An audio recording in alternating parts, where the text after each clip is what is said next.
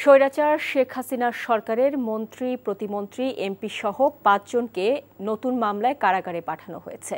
সকাল ৮টার দিকে শেখ হাসিনার বেসরকারি শিল্প ও বিনিয়োগ বিষয়ক উপদেষ্টা সালমান এফ রহমানকে আদালতে হাজির করা হয়। শুনানি শেষে ঢাকার মেট্রোপলিটন ম্যাজিস্ট্রেট জাকি আল ফারাবীর আদালত ৩ মামলায় গ্রেপ্তার দেখানোর আবেদন মঞ্জুর করেন। সাবেক আইনমন্ত্রী আনিসুল হক ও সাবেক আইসিটি প্রতিমন্ত্রী জুনায়েদ আহমেদ পলককে রাজধানীর বাড্ডা থানায় পৃথক ৩ মামলায় গ্রেপ্তার দেখানো হয়েছে। একই সঙ্গে পৃথক ৬টি হত্যা মামলায় সাবেক বিচারপতি AHM শামসুদ্দিন চৌধুরী মানিককে গ্রেপ্তার দেখানো হয়েছে, যার মধ্যে আদাবর থানার গার্মেন্টস কর্মী রুবেল হত্যা, লালবাগ থানায় আইডিয়াল কলেজ শিক্ষার্থী খালিদ হাসান সাইফুল্লাহ হত্যা সহ বাড্ডা থানায় পৃথক ৪টি হত্যা মামলা রয়েছে। পাশাপাশি বাড্ডা থানার আরও ২ মামলায় সাবেক আইজিপি চৌধুরী আবদুল্লাহ আল মামুনকে গ্রেপ্তার দেখায় ঢাকার মেট্রোপলিটন ম্যাজিস্ট্রেট মোহাম্মদ জাকি আল ফারাবীর আদালত।